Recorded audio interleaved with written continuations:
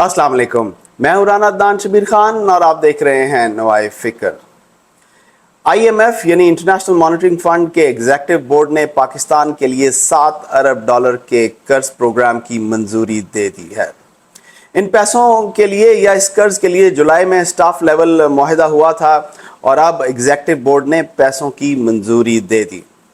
इस मंजूरी के बाद पाकिस्तान को $1.1 अरब की पहली किस्त तो जल्द ही मिल जाएगी, जबकि बकाया कर्ज आइंदा 3 साल में पाकिस्तान को मुख्तलिफ अक़सात में दिए जाएंगे। इंटरनेशनल मॉनेटरी फंड 190 रुकन ममालिक पर मुश्तमिल एक बैनुल-अक़वामी अदारा है जो 1944 में क़याम पज़ीर हुआ और इसका मकसद मिलकर आलमी मईशत को मुस्तहकम करना था। इसमें $1 ट्रिलियन कुल रकम जो IMF रुकन ममालिक कर्ज के तौर पर ले सकते हैं मौजूद होती है। ख़वातीन हज़रात, वर्ल्ड वॉर 2 के बाद 44 ममालिक अमेरिका में इकट्ठे हुए और इस कॉन्फ्रेंस का नाम उन्होंने ब्रेटन वुड्स कॉन्फ्रेंस रखा और IMF अक़वाम मुत्तहिदा की एक मेजर फाइनेंशियल एजेंसी बनी जिसे 190 ममालिक मिलकर पैसे उन्होंने उस वक़्त भी दिए और आज भी देते हैं। जैसा कि आप सब जानते हैं कि वर्ल्ड वॉर 2 के बाद अक़वाम मुत्तहिदा 2 सुपर पावर्स यानी अमेरिका और USSR की चौधराहट को लेजिटिमाइज करने के लिए बनाई गई थी।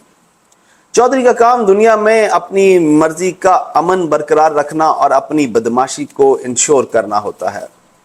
इन दोनों बदमाशों ने उस वक़्त जो वर्ल्ड ऑर्डर बनाया उसमें किसी भी कमज़ोर मुल्क को किसी एक धड़े में अपनी वफादारी दिखानी पड़ती थी और अमेरिका या USSR में से किसी एक कैंप को ज्वाइन करना पड़ता था। इलाके का बदमाश वो होता है जो आपके घर के अंदर के मामलात को भी कंट्रोल करे और इंश्योर करे कि कहीं आप उससे ज़्यादा इकोनॉमिकली या मिलिटरीली ताकतवर ना बन जाएं।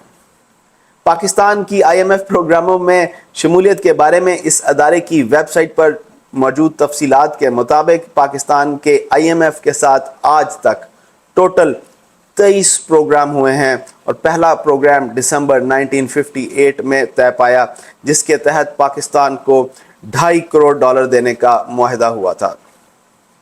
उसके बाद से अब तक कोई ऐसा शहजादा हुक्मरान नहीं आया जिसकी हुकूमत ने IMF से कर्ज ना लिया हो।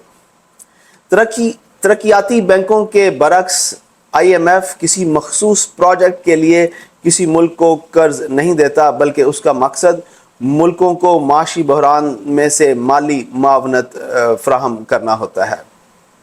आसान अल्फाज में आपको अपने घर की आमदन बढ़ानी है और अखराजात कम करने हैं। अगर आपके अखराजात ज़्यादा हैं आपकी आमदन से तो इस कर्ज की मदद से आप अपनी ज़राअत और सनत में तरक्की करें, नई फैक्ट्रियां लगाएं जिससे नौकरियां लोगों को मिलेंगी। फैक्ट्रियों में बनने वाला सामान मुल्क से बाहर बरामद होगा तो मुल्क में ज़र मुबादला आएगा। जब लोगों को नौकरियां मिलेंगी तो वो खुशहाल होंगे और ख़रीदारी करेंगे और हर सेक्टर में ख़रीदारी करेंगे और मुल्क में इकोनॉमिक एक्टिविटी जनरेट होगी। ज़राअत अच्छी होगी तो किसान खुशहाल होगा, अपना फूड पाकिस्तान खुद जनरेट करेगा, उगाएगा और वो फिर दूसरे मुल्कों को भी खिलाएगा। कितनी आसान चीज़ है, कितना आसान काम है, मेरे जैसे आम आदमी को भी इस बात का पता है। ब्राज़ील ने अपने कर्ज़ों की वजह से डिफ़ॉल्ट यानी दिवालिया होने से कबल ही IMF का कर्जा उतार दिया और उनकी हुकूमत ने 2 साल के अंदर अंदर अपने मुल्क की मईशत बहाल कर दी।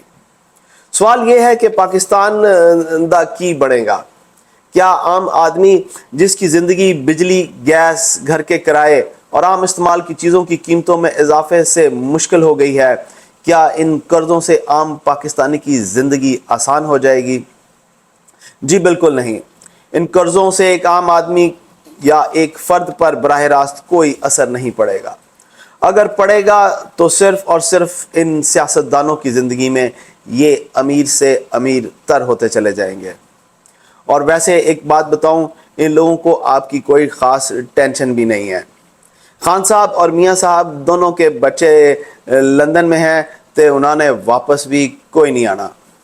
خان صاحب کو اپنی چوری کے کیسوں سے ریلیف اور واپس حکومت چاہیے ہر حال میں، اور میاں صاحبان کو اس حکومت میں رہنا ہے ہر حال میں، اور عوام کس حال میں ہے اس کی ٹینشن ان دونوں کو، جیسے کہ میں نے پہلے کہا، نہیں ہے، اور آپ لوگوں نے ایک دوسرے سے لڑنا ہے ہر حال میں ان لوگوں کے لیے۔ آپ اپنے بارے میں بھی سوچیں، اور آپ اپنے بارے میں کب سوچیں گے اس پر بھی سوچیں۔ میں آپ سے اجازت لوں گا۔ اللہ آپ سب کو آسانیاں نصیب فرمائے اور آسانیاں تقسیم کرنا نصیب فرمائے۔ السلام علیکم۔